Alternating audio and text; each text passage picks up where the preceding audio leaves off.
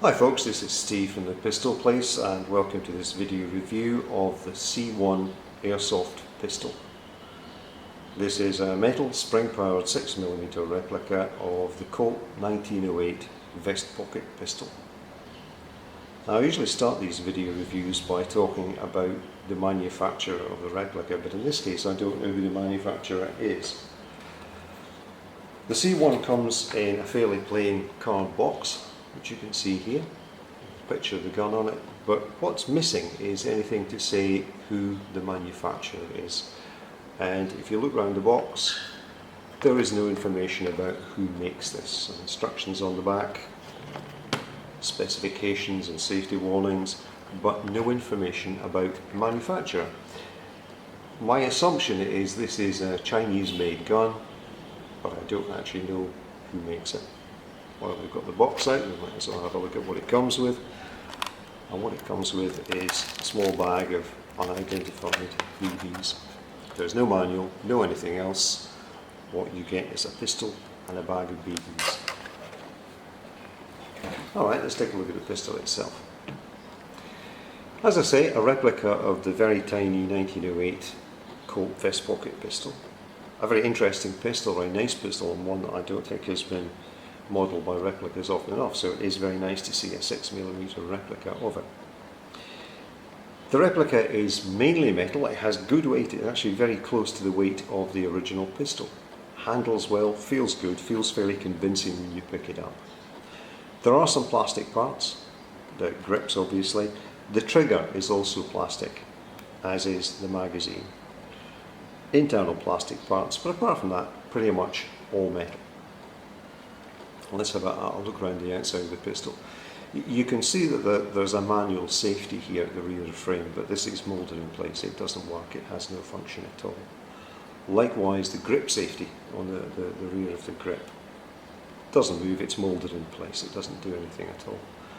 Now, on the actual 1908, the magazine release is this knurled catch in the base of the grip. It's very similar to the magazine catch in the Makarov pistol. You push it back to release the magazine. Here, this is non-functional, this is moulded in place, and the magazine release is a conventional button on the left side of the frame. Works perfectly well, but it's not true to the original. One of the things you'll notice is that there are no markings here on the pistol. Now, there were markings on this replica when I bought it. They were white painted Colt markings on the slide, which you can see in the written review in the Pistol Place. However, almost as soon as I used the pistol, and you have to rack the slide to cock it for shooting, the markings rubbed off. I don't know what sort of paint was used, but whatever it wasn't very durable. So I've now removed all the markings from it. So it does come with markings, but I'm afraid they don't last very long. Right side of the gun, no controls here. You can see that the ejection port is moulded, but it isn't open. The ejector itself is also moulded with slide serrations. You can also see that there are some screw holes here, 4 screw holes on the right hand side. This pistol is made in 2 separate halves of cast alloy which are screwed together. The slide is separate and movable. The frame is 2 pieces. The slide is also made of 2 separate pieces which are joined together. They're actually quite neatly joined. The seams aren't particularly visible. It feels like a reasonable quality replica when you pick it up.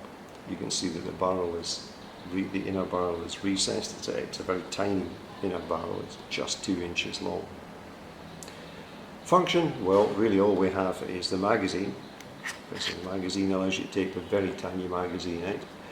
It holds 7 6mm BBs, but the return spring is very weak, and putting 7 BBs in stresses the spring quite a lot, so I tend to load just 6.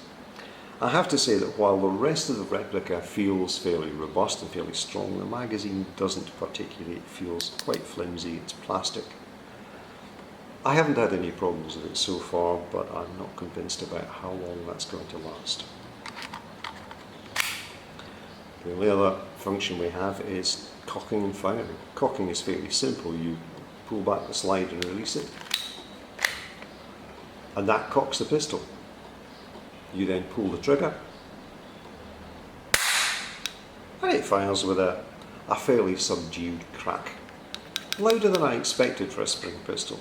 The trigger is very light, very short travel when the pistol is cocked. Cocking doesn't take much effort, it's fairly easy. The pistol fires with fairly low power, but then you'd expect that from such a tiny spring-powered pistol. But at 6 meters, it's capable of grouping around 2.5 inches. I don't have access to any high-quality BBs, so for testing and shooting here I'm using the supplied BBs, which aren't of very good quality. I would guess with decent quality 0.2 gram BBs, the grouping might come down a little bit. Let's take a look at how it shoots.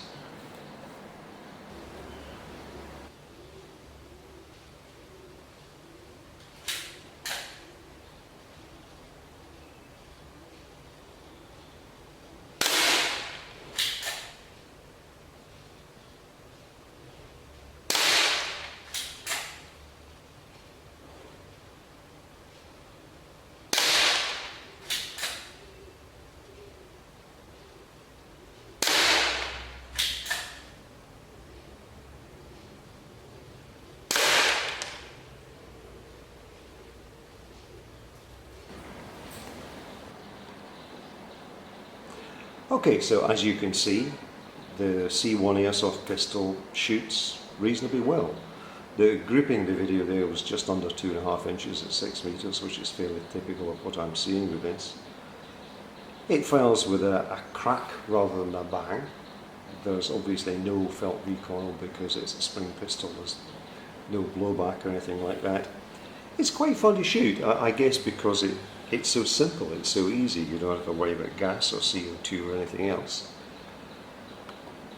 Overall, I have actually enjoyed this pistol more than I expected. I haven't reviewed any spring pistols before, I haven't owned many spring pistols. The only reason I was tempted to buy this one was that I very much like the 1908 vest pocket pistol, and there just aren't many replicas around.